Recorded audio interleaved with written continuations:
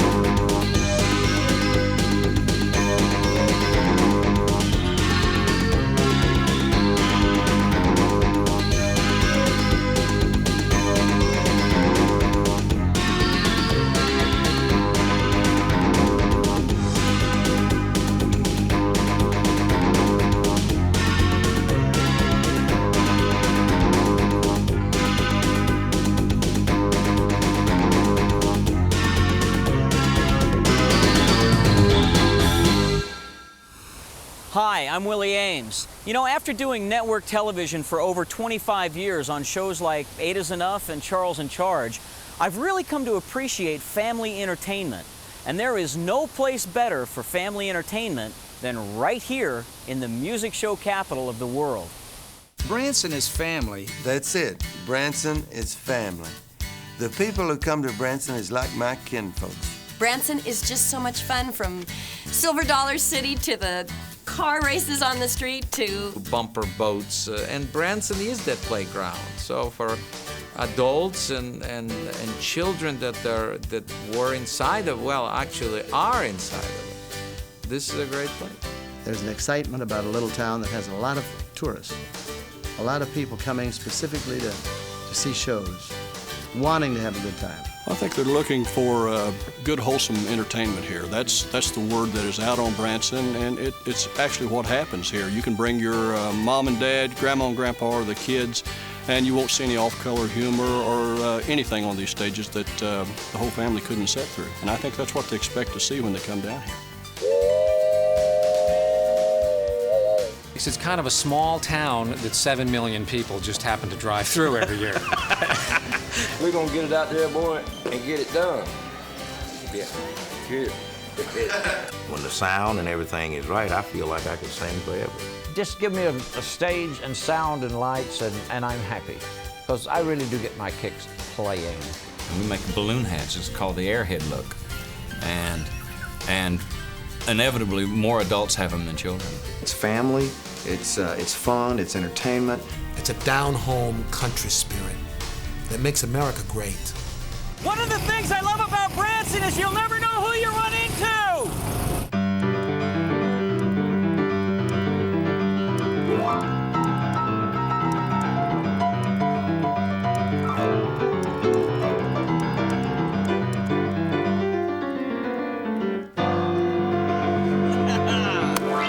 Now, there is only one sound like that in the world, and it, of course, belongs to Mickey Gilley. Mickey, thanks for hanging out with us. Hey, it's good to be here.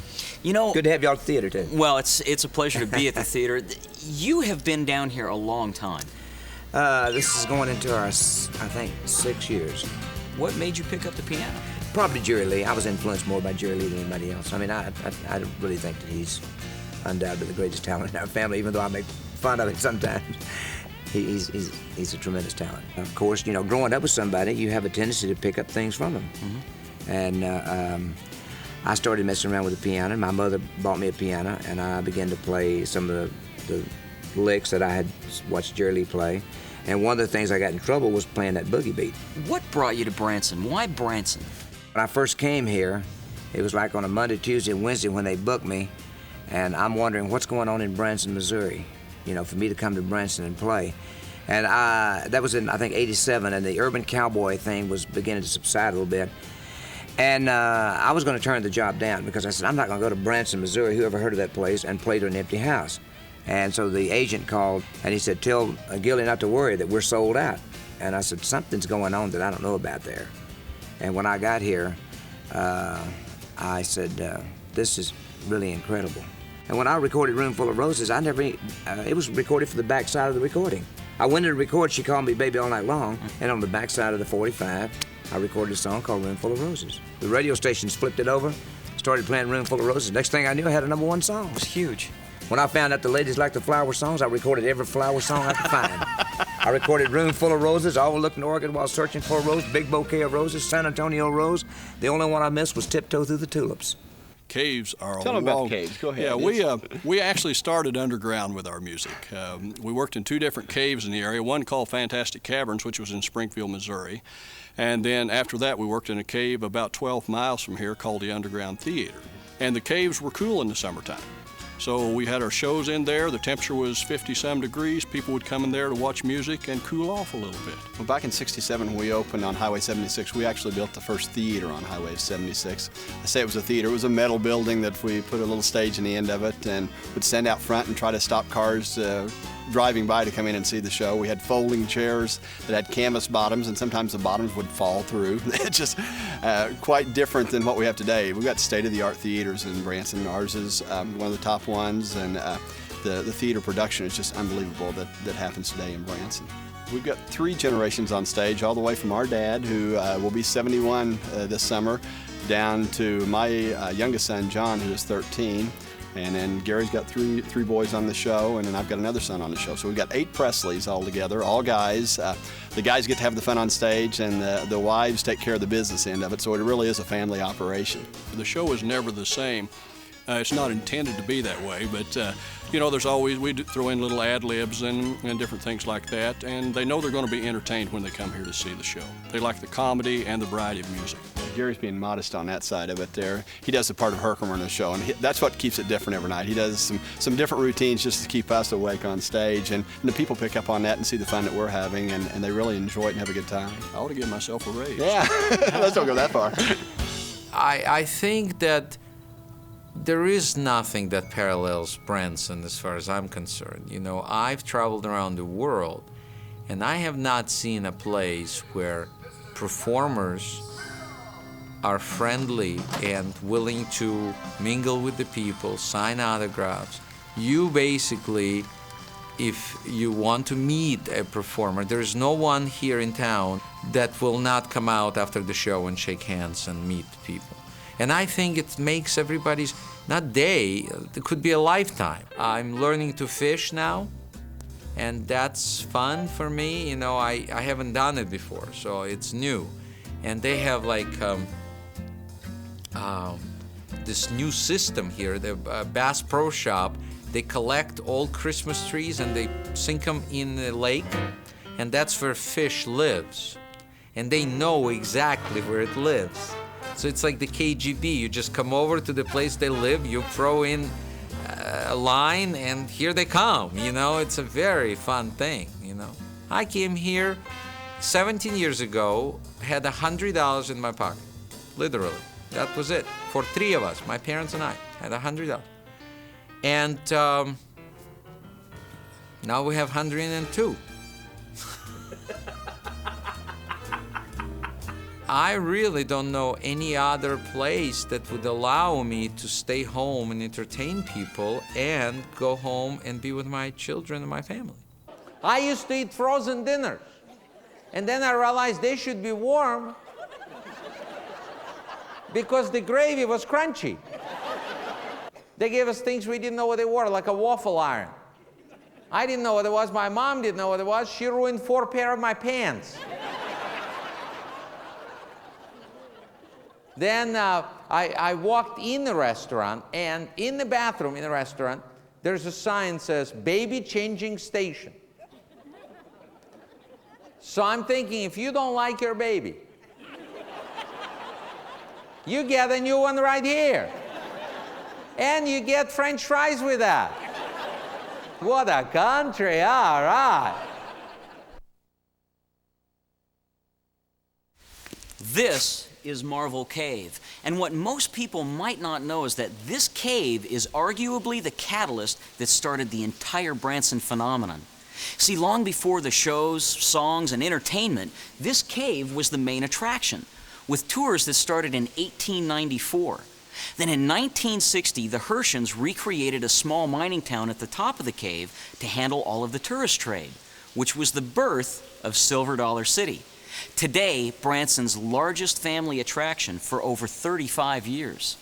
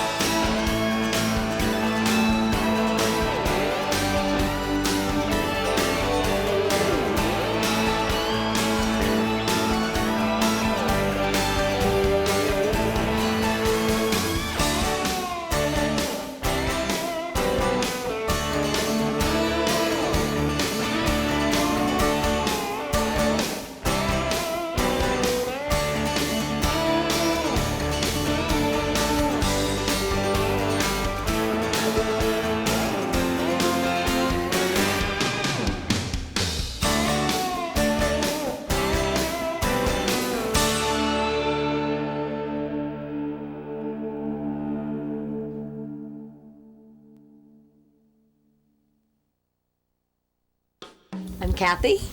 I'm Janet. I'm Peggy. And I'm Dee Dee. And we're the Lennon Sisters. You know, when we started, we were really children. I mean, Janet was 9 years old, and I was 12, and Peggy was 14, and Dee Dee was 15. I mean, we were children. So we had fun because it was something different to do, although we had to get special homework from school, and we had to, you know, there was a lot more involved, but we were little kids. Now we're doing it more of a kind of a choice and bringing the families and living here because we perform, but we can go home and get in our own beds with our own pillows and not be, you know, in Las Vegas or Tahoe or whatever. You have to come home and you're in a hotel and you're eating hotel food. We have our own kitchens and we go between shows, and that part of it is great. Plus, all our families are here. Yeah, Most of our family. I think what I love about it the most is all of my children are employed at the same time. They're all employed here. Yeah, 3 of my sons sing with us and 2 of my daughters, so it kind of feels good to have them all bringing in a paycheck. You know, we feel like we're performing better than we ever have. We feel healthier and more energetic. The show is a great show. We have a lot of numbers in the show, a lot of huge production numbers, a lot of dancing, 5 costume changes. The show is great. It's a Lawrence Welk big band with the 4 of us and our family, and Joanne Castle are here year-round, 2 shows a day, 6 days a week through December. And then rotating Lawrence Welk stars come in and out every couple of weeks. And it's just a great show. People can come every few weeks and see a different show because of all the people that rotate in and out. It was really fun for us to come and do the Lawrence Welk show and see some of the entertainers that we haven't seen for 20, 25 years that we worked with. As kids. And our children never knew them. And so now our children are performing with them and got to know them, and they just love them too, and they just go, oh, remember the stories you told us about Jack Immel or Joanne Castle or Joe Feeney, and here they're meeting all of them and just loving it, just in awe of these people, because it's like vaudeville. it's something from the past that we grew up with that they've gotten to love too. I mean, we dreamed of this. We used to put on shows in Mom's backyard with our kids and our brothers and sisters. Every 4th of July, we'd put on a big show in the backyard. And we used to say, if only we could, like, do this somewhere and somebody'd pay us to do this. And now here we are, and we're doing it, and it just couldn't be better. We're just thrilled. Couldn't be happier. Say it's me. Say it's me that you'll adore, for now and evermore. That's all. That's all. That's all. That's all. I got a variety show. We start at 9 o'clock. I do an hour and a half with a 15-minute intermission. And it's all variety. I come out and open up a couple of tunes, get some fun stuff going. I talk about some other shows in Branson. And everything is fun in my show. I was with Porter and Dolly for 12 years, and we were real organized, you know, and we'd have everything down to a T, you know. But with Roy, I learned to loosen up a little bit. And don't worry about mistakes, because once you make the mistake, it's history. There ain't nothing you can do about it. Because when you run out there in front of them people, in front of that mic, in front of the lights, you give it your best shot. It's the last of the ninth with 2 outs and 2 strikes, and you got to go for it. You're on the 2-yard line. You got to go for it. If you miss it, you miss it. You know, and don't worry about it, because I've come up with some funny stuff, you know, by missing it, making mistakes. It was so easy, it was a piece of cake. We taped 13 shows in June, 13 in October. Everything's done in 13s. Archie Campbell's barbershop, we'd do 13 of them just like that. He'd do it in an hour and a half probably. Move over here, I used to do the little talking blues like, down in the hen house on my knees, oh yeah. You know, I'd do 13 of them in a matter of 30 minutes. I was through for 6 months, right? And if you're not in the show out there shooting that day, you wouldn't have to show up.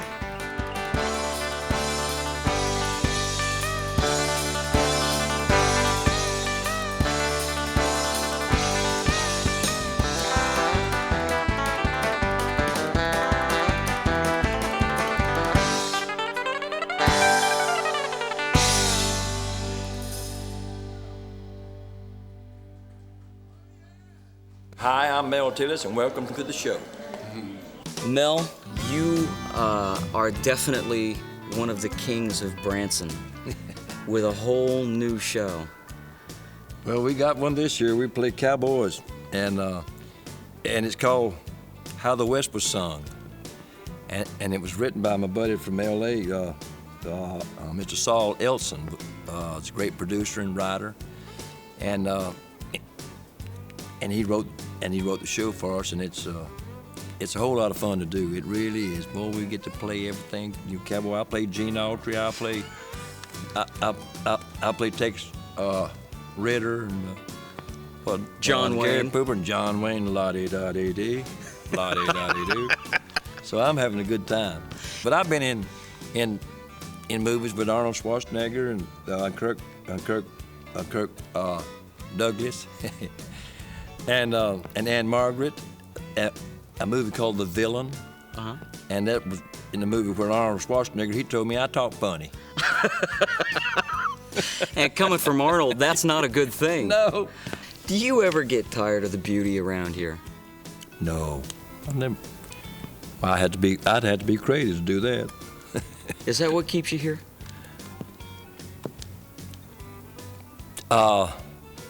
The beauty of everything around here? Mm-hmm. I think the people that are coming from all over America and from all over. I had some folks in here the other night from Israel. From Israel. A whole busload of them. And from Japan, we had some folks here from Japan, didn't we? And Australia, they come from all over the world.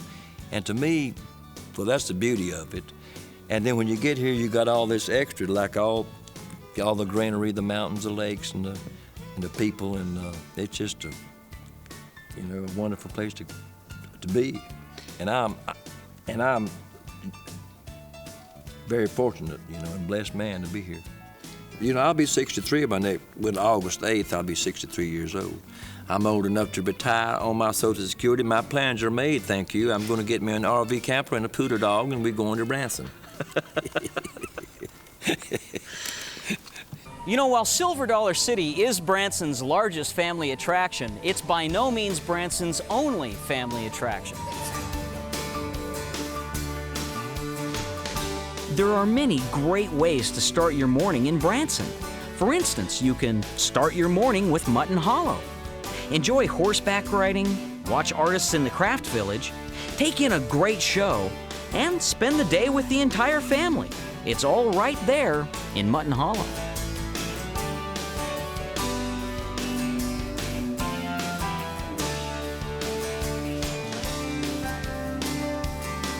Did you know that Branson is home to the world's largest ducks? Well, actually, they're just called ducks. In reality, they're a great way to take a tour of the city and a tour of the lake. So come on, try something new. Ride the ducks.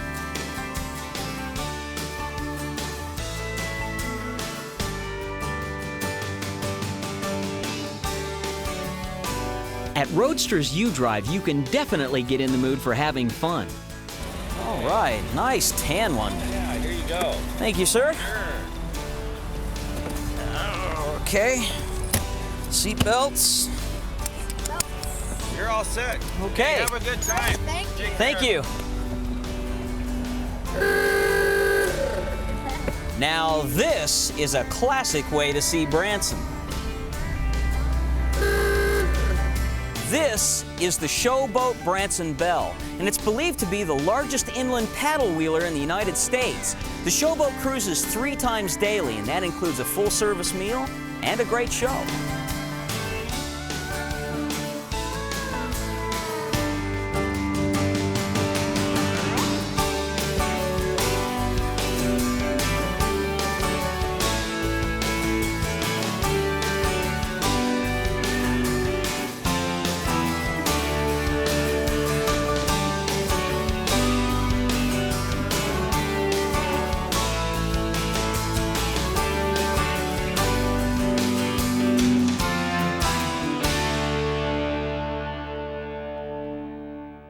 Branson is a life raft in the storm. To me, it represents a kind of a time and a place and a hometown that went away for most of us, that's back again.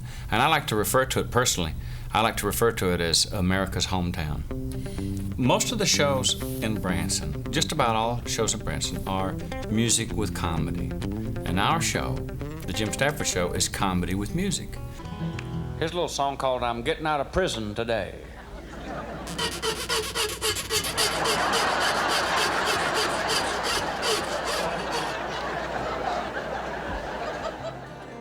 I try to do the kind of show that I would like to see. I try to do a show that's full of surprises. It's really, honestly, hard for me to talk about my show because I do have enough surprises in it that if I say too much, that I feel like I'm giving some things away. What I worked at is being a performer. That's what I worked really hard at, and that's what I'm working at now. And to be in a position not to have anybody between me and my decisions is just glorious. Because I'll tell you something that some people overlook about this town, that these entertainers, all of them, myself and everybody else included, really loves, and that is this. Nobody tells you anything about your career except your audience. Nobody tells you anything. You know, if I say something that's supposed to be funny and they don't laugh, I either fix it or I get it out of my show that day, you know, because I don't want to say something that they don't laugh at. This is the astrology game. You holler out your sign, I'll tell you all about yourself. Ready? Go. Pisces, sign of the blabbermouth. They always yell first. What is it over here? There isn't anything like it. There never has been anything like it, and there isn't going to be anything ever like it. This is it. It all starts and stops right here. Well, the Baldknobbers show started in 1959 down on the lakefront, Tennycomo Lake. My father and 3 uncles started the Baldknobbers show. in a building that seated maybe 50 people. It was actually, I guess, in City Hall, downtown Branson. And like you said, yeah. And like I said, it seated about 50 people. And my dad, which is Droopy Drawers on stage, he plays the character Droopy Drawers. And he was always the one, because they maybe some nights have 3 or 4 people. And if they had under, what, 10 people? Under 10, they didn't play. 10, Dad was the chosen one to go out there and say, now, try to come back tomorrow night. We're going to see if we can put a few more with you tomorrow night and see if we can have enough to play to. And, you know, and so he always says he was picked for that. You know. Yeah. But it started, I mean, it's been nothing's been easy. People come down today and they think, well, look at this nice theater and all this, you know, this motel. But they worked hard. But they really This has been redone now how many times this year? is our 6th renovation. Yeah. But they have absolutely put their souls and hearts into this thing. Obviously for the next generations, which, you know, I'm real grateful to them for that. Well, we're getting ready to play softball. We've played softball the last 2 years, I guess, and a lot of the other theaters get up softball teams. And so we're getting ready to put the schedule together, so we got to practice a little bit first. But we're all big into sports. Yeah. Golf's really big here, too. I mean, we got Point Royale down here, and all the shows meet down there and have a league on Wednesdays. And we just haven't got quite good enough to get involved with them yet, because we're still shooting, you know, in 140, 150, but no. But we figured we're not quite that bad. 140.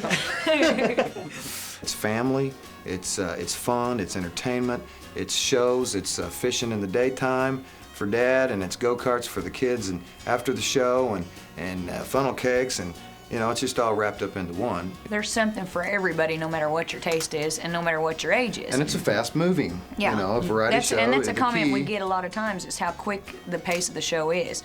You know, there's not a lot of dead space. Hopefully, you're not going to sit there and be bored. There's no egos to attend to. Yeah. Right. It's just everyone has their own job, and I personally think they all did very well. We have a little rock and roll. We've got lots of country, lots of bluegrass, gospel. It's just, you know, we've got 40s, 50s. It's just anything across the board. We try to give something to everyone. I grew up in the cotton patch, and getting in the Air Force was my way of getting out of the cotton patch. And there's nothing worse than picking cotton. I don't care what you do. So you went to picking guitars instead? Picking guitars. My dad played the fiddle. As a matter of fact, that's his fiddle right over there. It belonged to my grandpa. And he bought me a guitar so I could what he called second with him while he played the fiddle. And of course, everybody in our family sang. And between picking the guitar and joining the Air Force, that was my ticket out of the cotton patch. Now this museum is very special to you because so many things were just given to you. Everything in this museum was given to me except my guitar and that fiddle over there. And practically everything else was donated. What about favorites? Do you have, I mean, there is so much to look at in here. I mean, there's how many gold albums? There's 15 gold albums and 4 platinum albums in here. Favorite things of mine, of course, is that cockpit of that KC-97 tanker back there. Jimmy Rogers, America's Blue Yodeler, the singing brakeman. I've got his guitar that he recorded almost 90 of his great hits on.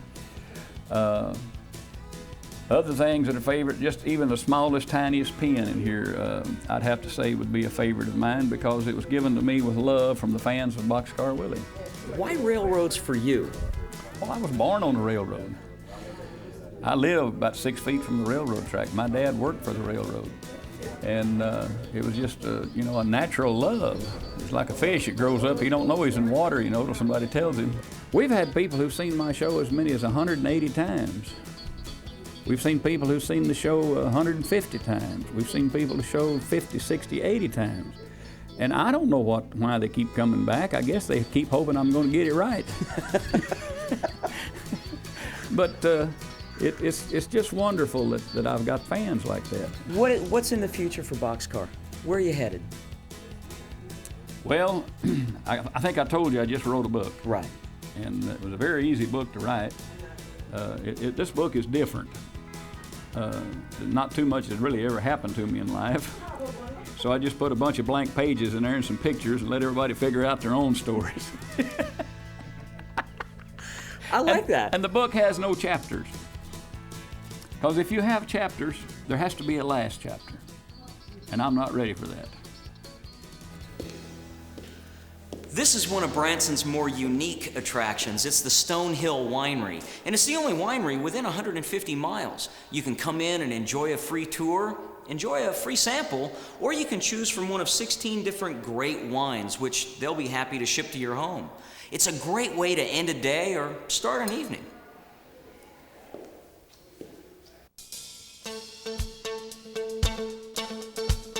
Hungry yet?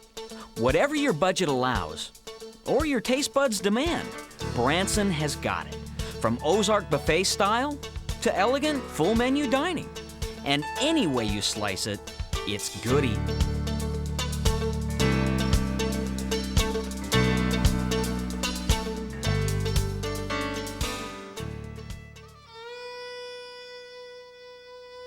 I think the whole situation of growing up on the farm and being very poor drove all the kids away to do something to try to make more money. I kind of lucked out as my dad's sister had married a guy that had a band in Albuquerque, New Mexico. And when I was about 15, he said, hey, well, of course he didn't pay me very much. He was actually a nice guy, but that's, I wanted to play and sing. I carried a guitar with me everywhere. I learned at a real young age that I could stand out there in front of the ice cream parlor, and kids would, people would gather around and they'd buy ice cream, and Mrs. Buggs would give me ice cream. I said, hey, this is pretty good. I get to play my guitar and I get free ice cream. That was my first money-making adventure, and I must have been, let's see, 5th grade, 4th grade, somewhere along in there. And but when I was 15, I went to work with my uncle's band, and it just seemed that's all I ever wanted to do was play and sing. And then at about 16, I got introduced to Django Reinhardt, and then I was going to be the greatest jazz guitar player in the world, which for some reason the singing got in the way. And I'm glad it did, because singers tend to make more money than guitar players. We can do a Broadway type of show here because we have the staging to do it. In fact, we kind of do that kind of show here, you know, with running the sets in and out. We have 8 dancers, and it makes it real easy for the band. They love it because everything you want, you got it at hand. We have in-house video, in-house sound. We have as good as any recording studio you'd want to record at. It's just all here in one place, and you can do shows out of here. You can do television shows out of here. We're set up for that. It's really an advantage to have your own place, I think. But just to actually, just give me a stage and sound and lights, and I'm happy. Because I really do get my kicks playing. I'd rather be here than out beating the road. I'd much rather be in Branson than out beating that road. I don't even doing 2 shows, I don't mind that. I'm kind of enjoying it because, you know, the band and I, we'll just play sometime. We'll just do stuff that we really enjoy doing other than the show, per se. That's when it's fun. Good food and atmosphere. Oh, yeah. We got sweet potato fries and homemade beer. Spoon bread, butter beans and corn. Yeah. You've been living on them since you were born. Y'all come down to the Double Cup. You'll want everything you see. Y'all come down to the Double Cup where the second cup's on me. We got pecan pie and biscuits, fresh fish from over yonder. Come on down to the Double Cup where you know we treat you nice. You come down, we'll fill you up. It's a Highway 57 paradise. Cheese grits. Yes, ma'am. Now how about some barbecue? Right. My sister and I will take good care of you. You like succotash? Well, have a soup to start. Our menu is a roadmap to your heart. We keep the whole place spick and span by scrubbing it all. Ladies and gentlemen, one of the authors and the original performer of the show from Broadway, Mr. John Foley. Hello. How are you? Hello. Thank you Glad for to meet spending you, the sir. time with us. Yes, nice to meet you as glad to well. We were talking a little bit. Who designed your set? This is designed by a wonderful designer in Chicago, Charley Christensen.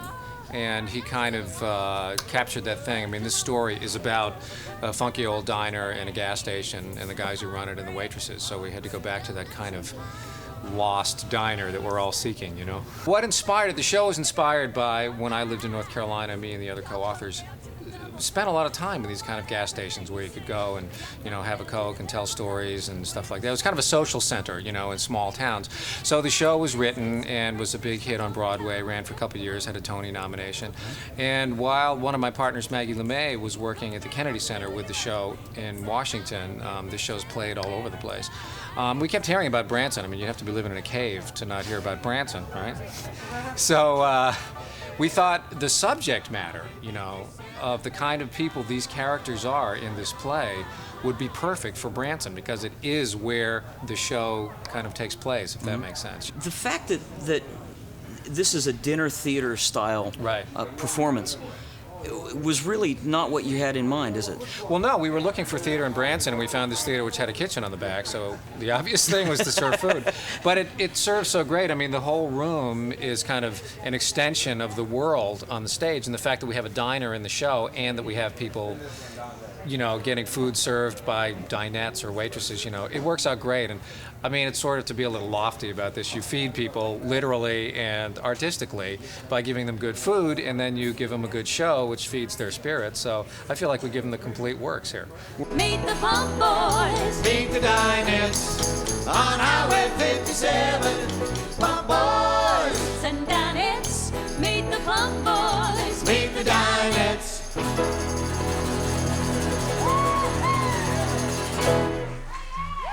You know, I'm better now at what I do than I ever was. And that's true, I think, for most of the performers in Branson. So when you come through Branson, you never see a bad show. You never see an amateur. You see it a pro, perfected and honed down to its perfection.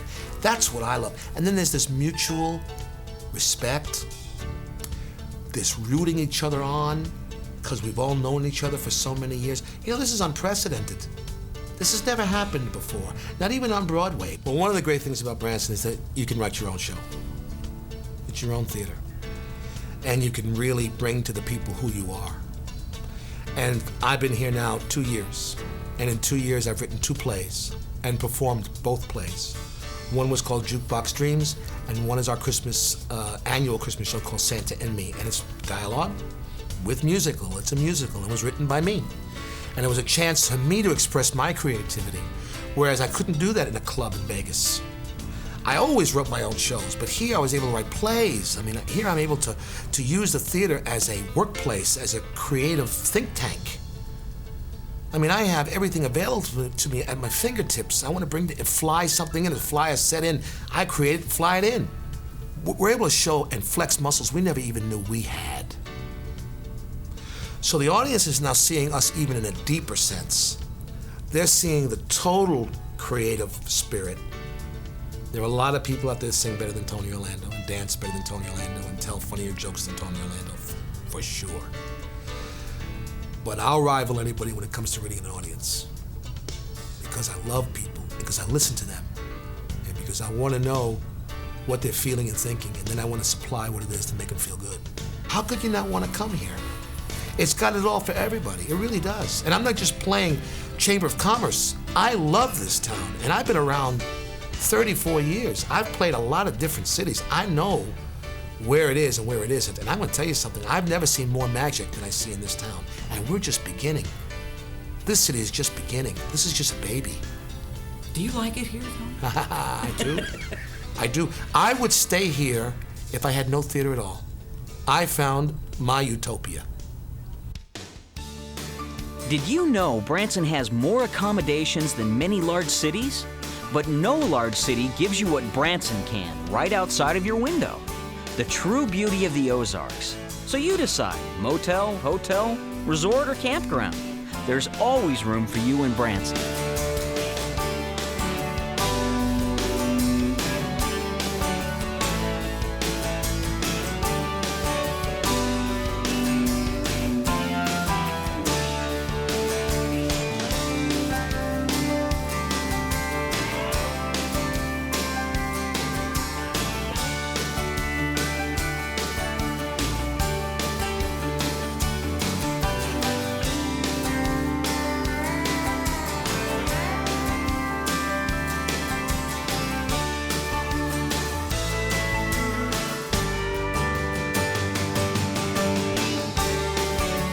At the Ozarks Discovery IMAX Theater, you can experience award-winning film technology that allows audiences not only to see a movie, but to feel the action as well. It starts with a 6-story screen and a 22,000-watt sound system. Now that's entertainment.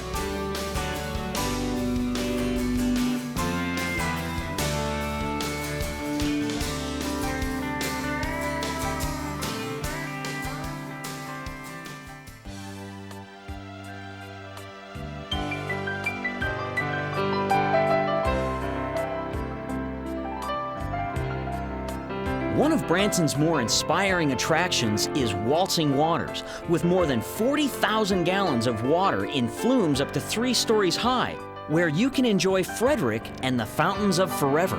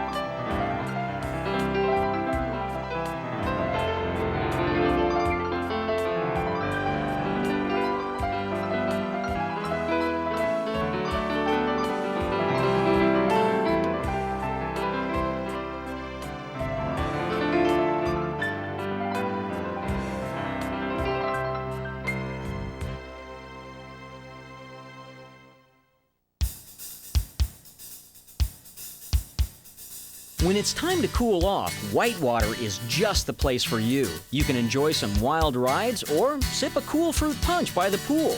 Whichever you choose, it's waiting for you right there on Highway 76.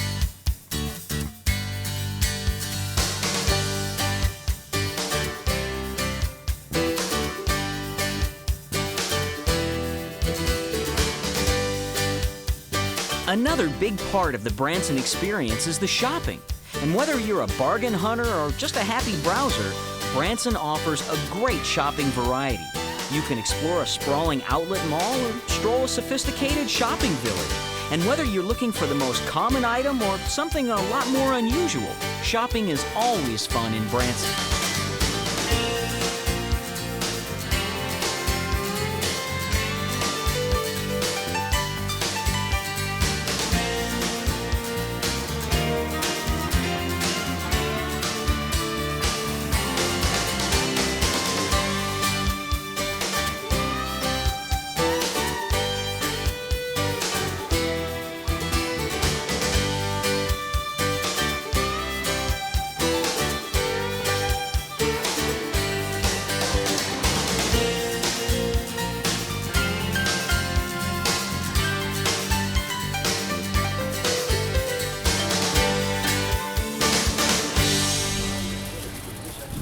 Well, I told you Branson would be unusual.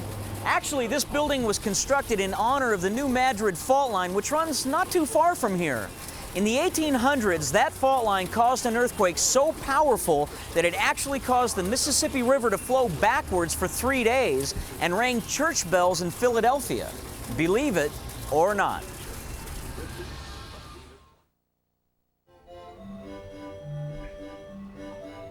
You know, you can really get wrapped up in Branson and have a ball. You know, there's plenty to do here in Branson, whether you spend all of your time indoors or out.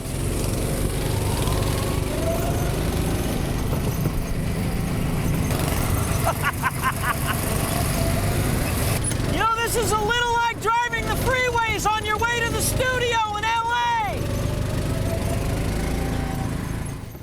What is it about Branson that brings so many people here year in and year out? I think Branson reminds me of what America used to be like. By that I mean you can walk down the street at any hour of the day. There's very little crime. People get along with one another. It's family oriented. We put up the flag. We sing God Bless America, and nobody thinks that we're squares. It's just a place that people can come to and they can see any show and not be concerned. Is something going to be said? I'm here with my daughter, with my grandmother. Are they going to say something that's going to embarrass us? That has a lot to do with it. I mean, there's got to be a reason why people are driving thousands of miles. They drive past LA, they drive past Vegas, they drive past Atlantic City to come here. There's nothing like a live performance for me. I mean, that's what I was meant to do. People, from the time I was a little kid, people say, are you going to make it? You can't really sing. So wait a minute. It doesn't matter. It does not matter can I sing and I'm not going to be good enough and the competition. In heaven, there's a book. In this book, it's already written. The Lord has written down. Bobby Vinton will have hit records. He'll perform for many years. And folks, anything you say about it is not going to change it because it was meant to be. I believe that. Do you have a favorite portion of the show, one that you particularly love? I think the closing of the show is my favorite because I start playing all the instruments. You see, people don't know that I'm a musician. I went to Duquesne University, recently honored as honorary doctor of music, played oboe with the Pittsburgh Symphony when I was 16 years old. When I was 17, I led the NBC staff band that Doc Severson had, so I have a big musical background, and when I get up on a stage and start playing all these instruments, some of the guys at the set back, so my wife likes him and he sings Blue Velvet, then all of a sudden I start playing the drums and the trumpet and the saxophone and the clarinet, and then we start parading around the showroom with our Mardi Gras animals and set up, and it really comes alive, and it's exciting because anybody who didn't believe by that time believes. Now that you're here in Branson and you have control of your own show and you have your own theater, you've brought the family in. Yeah, Branson is family. They love if you have your family with them. I mean, I could bring the greatest act in show business on stage. It wouldn't faze anyone. But when I bring my mother on stage and she can sing and she can dance and she gets them going, it's really something. Then I have 2 daughters who sing, and when we do, say, Chattanooga Choo Choo, they come out kind of in a train, and I sing with them. So even though we're doing with the Miller Orchestra the old songs, we do it in a new way. We're all young inside. It's just the outside that gets a little older, but inside I see all young teenagers sitting in that audience that still want to laugh and have fun, and I kind of bring that out in them, and they enjoy it. They can't do it at home, but they can do it in Branson. My dad, we had an old Philco radio, and he would tune in on Saturday nights. The Grand Ole Opry out of Nashville. We only lived about 275 miles from Nashville, and 50,000-watt station just beams right in there on a clear Saturday night. And wasn't much to do but fight mosquitoes and come out of the cotton fields and listen, so that's about what we did. And I just got hooked on music and started singing it, and here I am. It's just as simple as that. You cut your first record in 1966? Yeah. Well, I recorded it in 1965, August 16th at 2 o'clock, on the same microphone that Elvis cut Heartbreak Hotel on. In fact, they told me that when I walked in there, and I rubbed the microphone, said, "Be good to me." So, and it has been pretty good. When is it that you know that song's going to be a hit, or do you ever? Well, like Kiss an Angel Good Morning, I couldn't wait to get in the studio to do this particular song, but if anyone had told me it would have did the success what it turned out to be, there's no way that I would have thought it would have done that, because at the time that Kiss an Angel came out, and especially it going to the top 20 in pop, the MOR and pop station was not lenient about playing a good country record, especially that had steel guitar on it. And of course, Kiss an Angel Good Morning is laden with steel guitar. I think it's apparent when you come to my show. Out of all these years, I've had people say, "Man, so I had, in fact, when I was signing autographs yesterday, a lady came through, she says, "You just seem like you just enjoy what you do." I said, "Well, I do, and those are things that you're not able to manufacture. You know, you either do or you don't. And when the sound and everything is right, I feel like I could sing forever." There's an excitement about a little town that has a lot of tourists. A lot of people coming specifically to see shows, wanting to have a good time. I'm one of those performers that has to get ready way ahead of time. I mean, I get psyched up and I can't, some performers can just come in off the street and go on stage and do it. I can't. I know pretty much what I want to sing as far as my part of it. When you get into the production part of it, it wasn't my idea to do Carmen Miranda, although I thought Carmen Miranda should be represented as part of this tribute we're doing to the movies. We're doing a whole 45-minute spot. And so we felt that Carmen Miranda ought to be represented, but I thought it was going to be a dance number with somebody playing Carmen. So as we got more into and talking about it, I suddenly said, well, who's going to be Carmen? And nobody said anything, and everybody was looking at me and said, you're kidding. I mean, I'll do a lot for the show, but I've never been in a dress. And, but anyway, it's been fun. It's very difficult. The hardest part of the whole thing is wearing this the Carmen Miranda headpiece, which goes up about 1.5 feet of bananas and all kinds of fruit. Keeping that on without a chin strap or something, I didn't want that. That's difficult. And then when we really got into it, they decided that they were going to do a lift with me up here. Well, I'm not a 110-pound little girl. But anyway, it worked out all right. And it's meant to be funny, and I hope it's funny.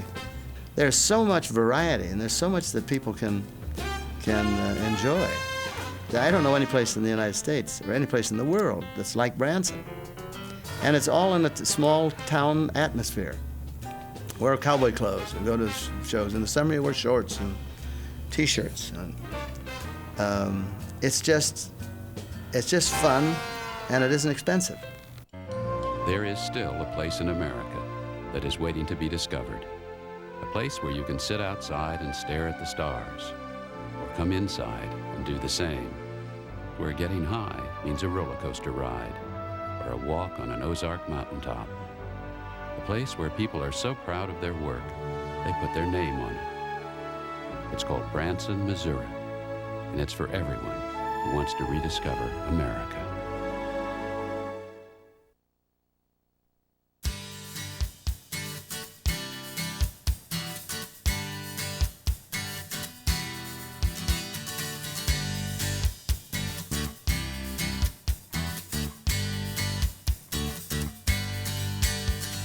You can enjoy many exciting and different shows throughout the year at Branson's largest theater, the Grand Palace.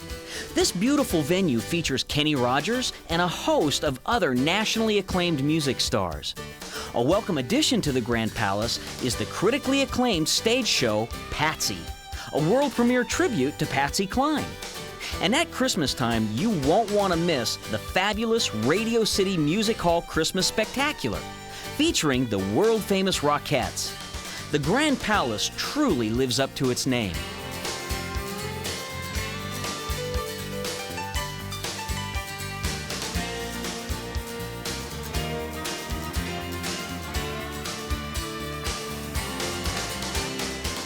There is so much to do in Branson, and the 76 Mall Complex has it all under one roof.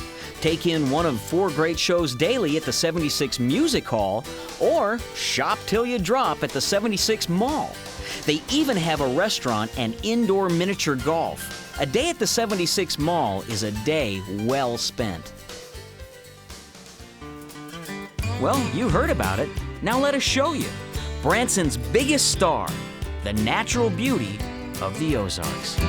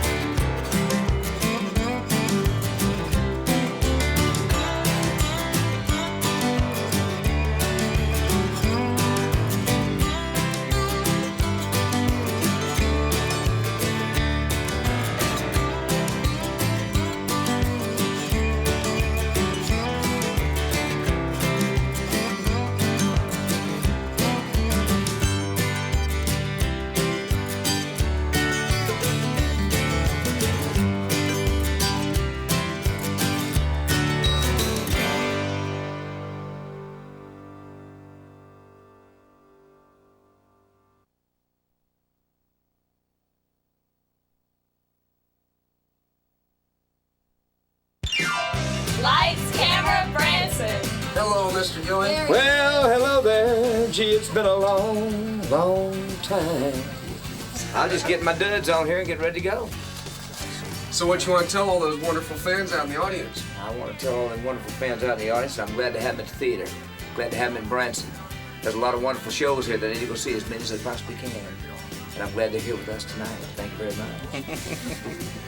I'm out of here. You never know who's going to be out here.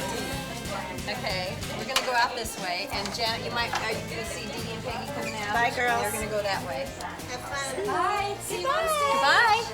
Goodbye. Have fun. Yeah. Sisters. Sisters forever.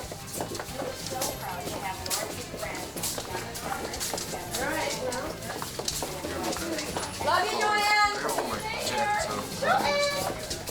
America, what a country.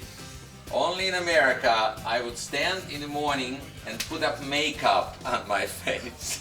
Everything been going here in Branson? Everything ain't chicken but the beak, my friend. Neil, he's my star, my hero. He's real sweet. 3 minutes. Get in there, sir. 3 minutes.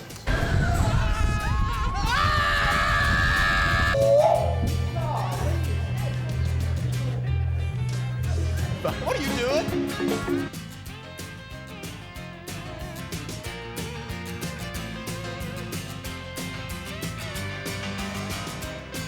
Man, we're working! Oh, yeah! We all get along real well, basically, you know. Most of the time. Well, yeah, it's usually your fault if we don't, but. It's usually let's switch the subject here a little bit. Do you think, I remember what it was. Because not only does he play guitar in the show, but he's also a fiddler. But I didn't want to overwork him, you know. He's only 2. I wish I'd have heard of Branson sooner and built the theater sooner.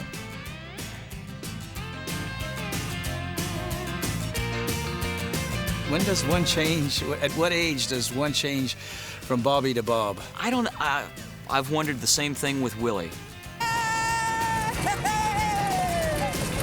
May your stomach always be bigger than your eyes. Yum, yummy. Woo! Do they say break a leg in Russia? Yes, and then they do it. Look out, Branson.